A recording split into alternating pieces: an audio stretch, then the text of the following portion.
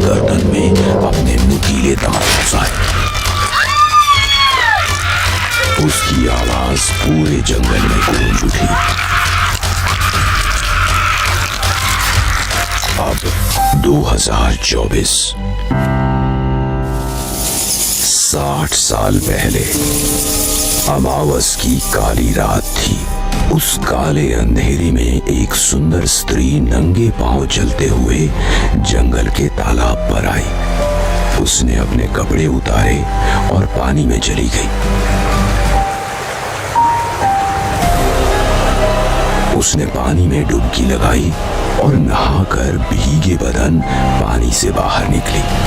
उसने साथ लाया हुआ एक काला कपड़ा बदन पर लपेटा और जंगल के रास्ते चलने लगी। उसके पांव में कांटे चुभ रहे थे और घाव से खून बह रहा था, लेकिन फिर भी न रुकते हुए वो बस आगे बढ़ रही थी। कुछ ही देर में वो एक पीपल के पेड़ के नीचे पहुंची। रात के अंधेरे में वो पेड़ काफी डरावना लग रहा था। उसने अपना माथा पेड़ से चिपकाया और कुछ भयानक मंत्रों का उच्चारण करने लगी।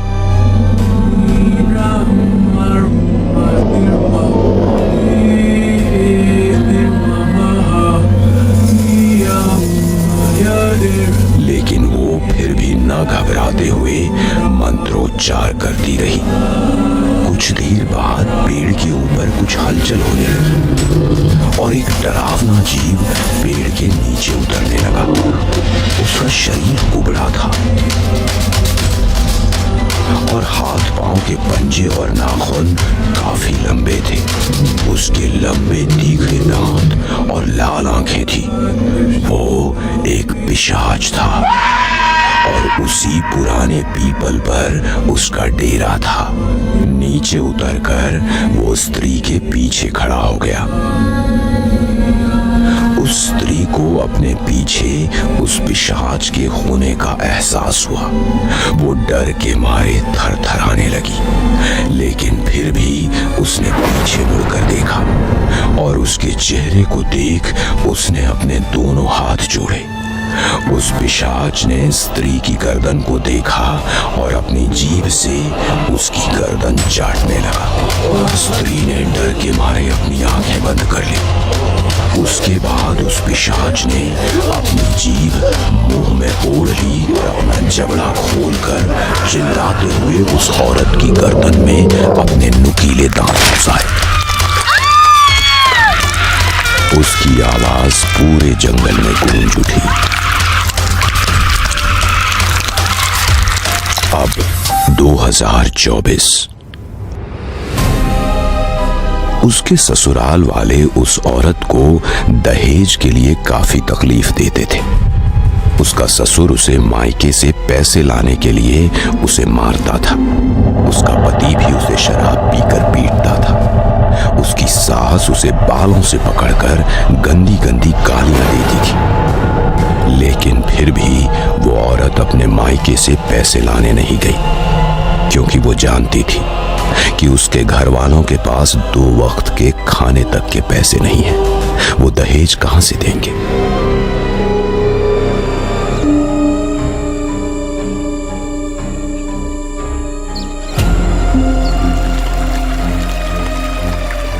इसी बात पर उसके पति और उसके सास ससुर ने उसे कुएं में धकेल दिया और वो औरत पानी में डूबने लगी। मरते मरते वो चीख रही थी,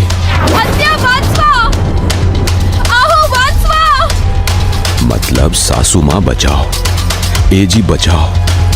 लेकिन वो दोनों उसे सिर्फ तड़पते हुए देखते रहे और फिर वो पानी में डूबकर मर गए। उसके मरने के बाद बस कुछ 7-8 दिन में ही उन सभी लोगों की लाशें उसी कुएं में तैरते हुए मिली।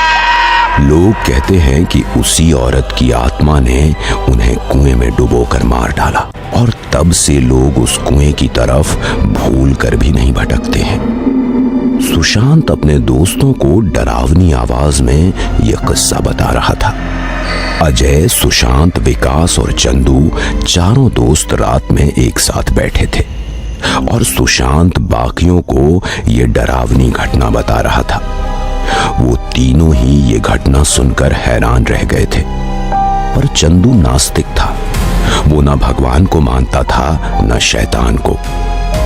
उस औरत के साथ जो हुआ वो बहुत बुरा हुआ, लेकिन मैं ये मानने के लिए बिल्कुल भी तैयार नहीं हूं कि उस औरत के ससुराल वालों को उसके ही आत्मा ने मार डाला और उसकी आत्मा अभी भी उस कुएं में रहती है। अरे भाई, सच में उस औरत की आत्मा उस कुएं में रहती है और रात में जो भी उस कुएं पर जाता है उसे उस आत्मा की आवाज़ें सुनाई देती है। वो कहती है, आत्या मला वाचवा, मामा मला वाचवा, आहो मला वाचवा। तूने खुद वो आवाज सुनी है क्या? नहीं, लेकिन लोग कहते हैं। लोग तो कुछ भी कहते रहते हैं, ये भूत भूत कुछ नहीं होता। अरे भूत होते हैं। हमारे गांव के बाहर भी एक कुआं है और बहुत सारी आत्माएं उस कुएं में रहती हैं, इसलिए गांव वाले दिन में भी उस कुएं के पास नहीं भटकते। गांव वाले कहते हैं उस कुएं में बहुत प्रकार की आत्माएं रहती है। ये सच कह रहा है। मैंने भी एक जगह के बारे में सुना है। उस जगह को लोग भूतों की टेकड़ी कहते हैं, मतलब भूतों की पहाड़ी। लोग कहते हैं कि उस पहाड़ी पर अभी भी आत्माओं का डेरा है। उस पहाड़ी पर आत्माओं का डेरा तब से जम गया है जब से उस पहाड़ी के कुएं में एक बूढ़ा डूबकर मर गया था। ऐसा कहते हैं वो बूढ़ा अपने बेटे और बहू पर बोझ बन गया था। वो दोनों बूढ़े का बिल्कुल भी ध्यान नहीं रखते थे, इसलिए बूढ़े ने पहाड़ी पर जाकर कुएं में अपनी जान दे दी। अब ये पता नहीं कि उस बूढ़े ने अपनी जान दी या फिर उसके बेटे और बहू ने उसे कुएं में ढकेल दिया। पर उसकी मौत के बाद उसकी आत्मा उस कुएं में ही रहती है और लोग उस कुएं की तरफ जाने से भी डरते हैं। और अब वो पहाड़ी सुनसान हो गई है। उस पहाड़ी पर घना जंगल है, इसलिए ट्रैकर्स भी उस तरफ जाने से डरते हैं, क्योंकि उस पहाड़ी पर ट्रैकिंग के लिए गए हुए 2 से 4 ट्रैकर्स भी उस कुएं में डूबकर मर गए हैं। अच्छा, और है कहाँ ये भूतों की पहाड़ी? हमारे शहर से लगभग 70 से 80 किलोमीटर पर है। ऐसा कहते हैं कि उस कुएं में तांत्रिक पकड़ी हुई आत्माएं छोड़ देता है और उन आत्माओं को उस कुएं में कैद कर देता है। इसलिए उस कुएं में ना जाने कितनी आत्माएं कैद है।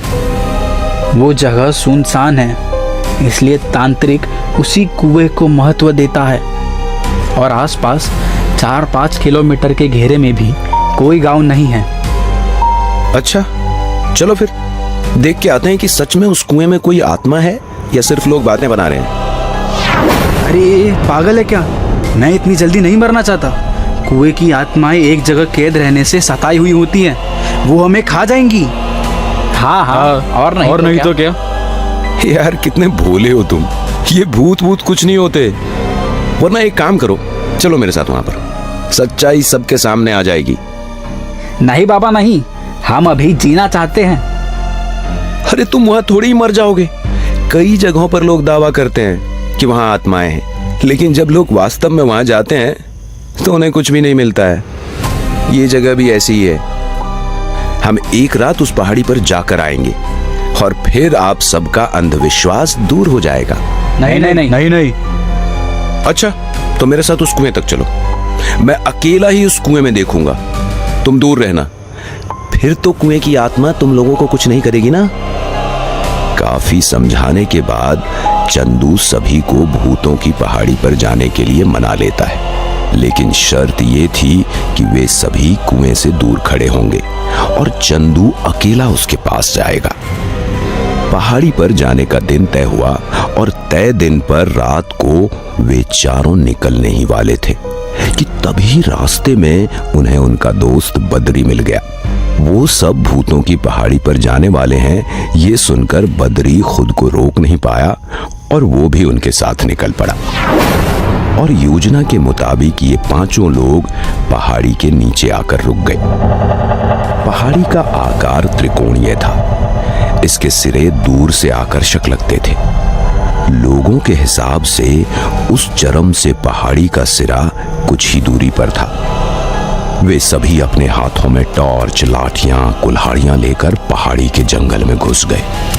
वो उस पहाड़ी पर चलने लगे। सबसे आगे चंदू था। वो बहुत उत्साही था। वो जल्दी से उस कुएं को देखना चाहता था और वो ये साबित करना चाहता था कि लोगों द्वारा सुनी गई घटनाएं केवल अफवाहें थीं। बद्री सुशांत के पीछे पीछे चल रहा था। वो उनके साथ केवल घूमने के इरादे से आया था, इसलिए वो इधर उधर देखते हुए चल रहा था। जंगल में अंधेरा था। पेड़ के पत्ते जमीन पर बिखरे हुए थे। माहौल उतना भयानक नहीं लग रहा था। वे चल रहे थे और एक दूसरे से बातें कर रहे थे।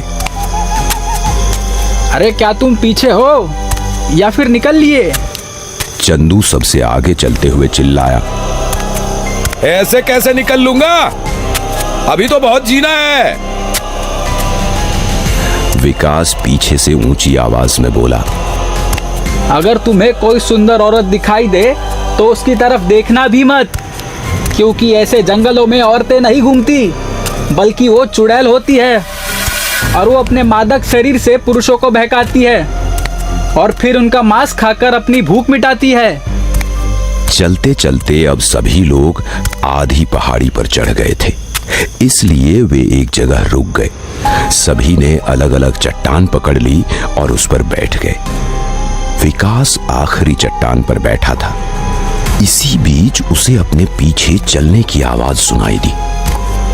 वो पीछे मुड़ा और उस दिशा में टॉर्च जलाई, लेकिन टॉर्च के उजाले में उसे कुछ भी दिखाई नहीं दिया। कुछ देर आराम करने के बाद वे फिर से पहाड़ी पर चढ़ने के लिए उठे और वे पहाड़ी पर चढ़ने लगे। लेकिन विकास को ऐसा लग रहा था कि कोई उसका पीछा कर रहा है। वो पीछे मुड़कर देखता रहा, लेकिन उसे कोई नजर नहीं आया। वो थोड़ा डरा हुआ था। तभी उसे एक लड़की की आवाज सुनाई दी। भैया। जब वो पीछे मुड़ा तो उसके पीछे कोई नहीं था। उसने सोचा कि ये उसका वहम होगा, इसलिए वो वैसे ही चलता रहा। तभी उसे पीछे से फिर एक लड़की की आवाज सुनाई दी। विकास, मुझे भूख लगी है।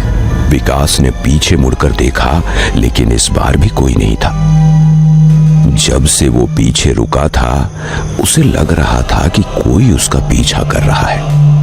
वो पीछे देखते देखते कुछ कदम पीछे रह गया था, इसलिए वो तेजी से आगे बढ़ गया। लेकिन तभी किसी ने उसका बायां हाथ पकड़ लिया। वो कांप उठा और अपने हाथ की ओर देखने लगा। सिर पर 2 सींग वाली एक लड़की थी। लड़की ने उसकी ओर देखा और कहा, भैया मुझे भूख लगी है। और उसने उसके हाथ पर काट लिया। सभी ने डर के मारे विकास की ओर देखा। वो अपनी कलाई पकड़कर चिल्ला रहा था। उसकी आंखें बंद थीं। उसके आगे चल रहा बद्री उसके पास आया। क्या हुआ विकास? उस समय तक सभी लोग विकास के पास पहुंच चुके थे। वो इधर उधर लड़की को ढूंढते हुए पागलों की तरह बोला, टी पोरगी। अरे कौन सी लड़की? वहाँ एक लड़की थी। उसके सिर पर 2 सींग थे। उसका चेहरा सफेद, कुछ कुचला हुआ था। काली आंखें, कांटेदार दांत थे। उसने मुझसे कहा, भैया मुझे भूख लगी है, और उसने मेरी कलाई काट ली। कौन थी वो लड़की? क्या सच में भूतों की पहाड़ी पर आत्माओं का कुआं है?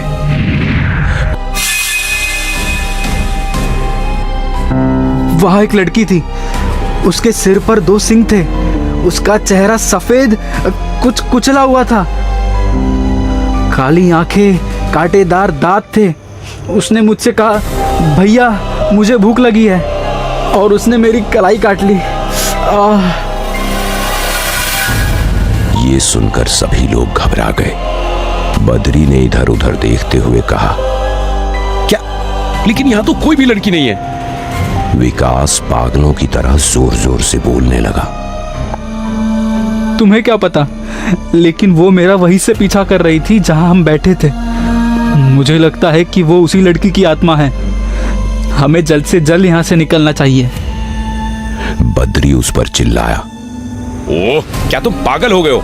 यहाँ कोई लड़की वड़की नहीं है। विकास की बात सुनकर सुशांत और अजय दोनों डर गए थे। घबराओ मत, तुम्हें डर लग रहा है क्योंकि तुम पीछे चल रहे थे। तुम दूसरे नंबर पर चलते रहो और मैं आखिरी में चलता हूं, कुछ नहीं होगा। और कुछ देर विकास को समझाने के बाद वे सभी फिर से पहाड़ी पर चढ़ने लगे। पहाड़ी की चोटी अभी भी आधी दूरी पर थी। बद्री सबसे पीछे चल रहा था। बद्री ने आगे चलते हुए सुशांत से कहा, क्या बकवास है यार, मुझे लगता है कि ये डरपोक विकास नाटक कर रहा है। इस सबसे आखिरी नंबर पर चलने में उसे डर लग रहा था। अब क्या सच है ये तो बस विकास ही जानता है। अरे भाई, तुम्हें एक बात बताता हूं। लोग कहते हैं रात को श्मशान में नहीं जाना चाहिए क्योंकि वहां भूत प्रेत रहते हैं। वो कहते हैं कि मैं खुद श्मशान गया था और शराब पी और मटन खाया, तभी वहां पर भूत आया और उसने मुझसे शराब और मटन मांगा। मैं डर गया और मैं वहां से जैसे तैसे अपनी जान बचाकर भाग आया। असल में ऐसा कुछ नहीं होता। मैं खुद कई बार रात को श्मशान जाकर शराब पीकर और मटन खाकर आया हूं, लेकिन कोई भूत मुझसे अभी तक शराब मांगने नहीं आया। ये बस बातें हैं, लेकिन सुनने वाले लोग उसे हकीकत समझ बैठते हैं। कल को अगर मैं तुमसे ये कहूं ना कि मुझसे भी भूत ने श्मशान में शराब मांगी थी, तब तुम्हें मेरी भी बातें सच्ची लगेंगी। हाँ ये सच है, लेकिन कुछ बातें हकीकत भी होती है। ऐसा कहकर सुशांत कुछ देर शांत हो गया, लेकिन उसके दिमाग में काफी कुछ चल रहा था। क्या तू कभी अमावस की रात शमशान गया है? सुशांत ने बद्री से पूछा, लेकिन बद्री ने कोई जवाब नहीं दिया। क्या तू कभी अमावस की रात शमशान गया है? सुशांत ने एक बार फिर पूछा, लेकिन फिर भी बद्री ने कोई जवाब नहीं दिया। इसीलिए सुशांत ने पीछे मुड़कर देखा, लेकिन उसके पीछे कोई भी नहीं था। बद्री उसके पीछे से अचानक से गायब हो चुका था। उसने दाईं और बाईं तरफ टॉर्च जलाकर देखा, लेकिन उसे बद्री नहीं दिखा। तभी उसे टॉर्च की रोशनी में बद्री अलग दिशा में जाते हुए दिखा। सुशांत जोर से चिल्लाया, ए बद्री! लेकिन बद्री फिर भी उसी दिशा में चलता रहा। सुशांत की आवाज सुनकर बाकी सभी लोग रुक गए। क्या हुआ सुशांत? और बद्री कहाँ है? सुशांत ने टॉर्च की रोशनी बद्री की तरफ करते हुए कहा, वो देखो, वो मुझे बिना बताए अचानक उस दिशा में चला गया। लेकिन अब वहां बद्री का नामो निशान तक नहीं था। अरे कहाँ गया? अभी तो उसी दिशा में जा रहा था। सभी लोग जोर जोर से बद्री को आवाज लगाने लगे, हे बद्री! बद्री! बद्री! ए बद्री! विकास आंखें बड़ी करते हुए बोला, कहीं उसे उस लड़की की आत्मा ने बद्री को अपने साथ तो नहीं ले गई होगी ना? चुप कर यार, आत्मा जैसी कोई चीज नहीं होती। वो हमें डराने के लिए ऐसा कर रहा होगा। नहीं चंदू, हमें उसे ढूंढना होगा। चलो जल्दी करो। बद्री! बद्री! बद्री! ए बद्री! बद्री! बद्री! वे सभी जंगल में बद्री को आवाज देते हुए ढूंढने लगे, लेकिन उन्हें पता नहीं चला कि बद्री कहाँ है। विकास और सुशांत साथ साथ चल रहे थे। तभी अजय को अपने पैरों के नीचे कुछ मिला। जैसे ही अजय ने अपने पैरों की तरफ टॉर्च चमकाई तो उसे एक जूता दिखा। अजय ने जूते की तरफ देखते हुए कहा, ये तो बद्री का जूता है। लेकिन बद्री एक जूता छोड़कर कहां जाएगा? मुझे लगता है कि वो हमारे मजे ले रहा है। वो यहीं कहीं छिपकर हमें देख रहा होगा। और उसने चारों ओर अपनी टॉर्च चमकाते हुए बोलना शुरू कर दिया, बद्री, मजाक बंद कर और चुपचाप बाहर आ जा, वरना अगर हमें मिल गया ना तू तो तेरी बहुत कुटाई होगी। लेकिन फिर भी बद्री की ओर से कोई प्रतिक्रिया नहीं आई। बद्री की तलाश में सुशांत अकेले ही अलग दिशा में जा रहा था। इसी बीच वो जोर से चिल्लाया, अजय, चंदू, विकास, जल्दी से इधर आओ। और सभी लोग वहां दौड़ पड़े। सुशांत ने जमीन पर पड़े बद्री के जूते की ओर रोशनी जलाते हुए और डरते हुए कहा, ये देखो, बद्री का दूसरा जूता। बद्री के साथ जरूर कुछ तो हुआ है, हमें उसे जल्द से जल्द ढूंढना होगा। अजय ने उस जूते की नोक की तरफ आगे टॉर्च की रोशनी जलाई। उसे दूर एक ऊंचा पीपल का पेड़ दिखाई दिया। वो पीपल का पेड़ काफी विशालकाय था। उस पेड़ पर उसे सफेद सा कुछ दिखाई दे रहा था। वो सभी उस पेड़ के पास पहुंचे और उन सभी ने पेड़ पर टॉर्च चमका दी और तभी उन्हें बद्री दिखाई। वो पीपल की एक ऊंची शाखा पर पेट के बल लेटा हुआ था। उसके दोनों हाथ पांव हवा में तैर रहे थे। उसका सफेद शर्ट फटा हुआ था और खून से भीगा हुआ था। चेहरे पर खरोंचे थी। सुशांत काफी डरा हुआ था और घबराते हुए बोला, बद्री के साथ ये किसने किया और उसे इतनी ऊंची शिखा पर कौन ले गया? ये काम किसी बड़ी बिल्ली का लग रहा है। शायद यहाँ कोई बाघ, चिता या फिर तेंदुआ होगा। ऐसा है तो यहाँ कोई जंगली बड़ी बिल्ली क्यों नहीं दिखाई दे रही? तभी पेड़ के ऊपर से पत्तों की हलचल सुनाई देने लगी। शायद कोई जानवर टहनियों पर छलांग लगाते हुए नीचे उतर रहा था। चंदू घबराते हुए बोला, शायद वो जानवर नीचे आ रहा है। सभी लोग डर गए। उन्होंने टॉर्च उस तरफ जलाई। पेड़ पर होने वाली हलचल बंद हो गई और पेड़ से एक औरत की डरावनी हंसी वाली आवाज आने लगी। सभी ने आवाज की ओर टॉर्च जलाई तो देखा कि वहां एक लड़की बैठी हुई है। चेहरा सफेद और मुंह से दांत बाहर निकले हुए थे। आंखें लाल और चमक रही थी। वो अपने लंबे कांटों जैसे दांत दिखाते हुए गुर्राई और ऊपरी टहनी से निचली टहनी पर कूद पड़ी। बद्री उस टहनी के नीचे वाली टहनी पर था। चंदू अपना मुंह खुला रखते हुए बोला, ये आखिर है क्या? वो काफी आश्चर्यचकित हो गया था। सुशांत घबराते हुए बोला, ये एक पिशाचिनी है और ये बद्री की बची हुई जान लेने आई है। हमें उसे बचाना होगा। हट, छोड़ मेरे दोस्त को, हट। विकास अपने हाथ में रखी कुल्हाड़ी उस पिशाचिनी को दिखाते हुए चिल्लाने लगा।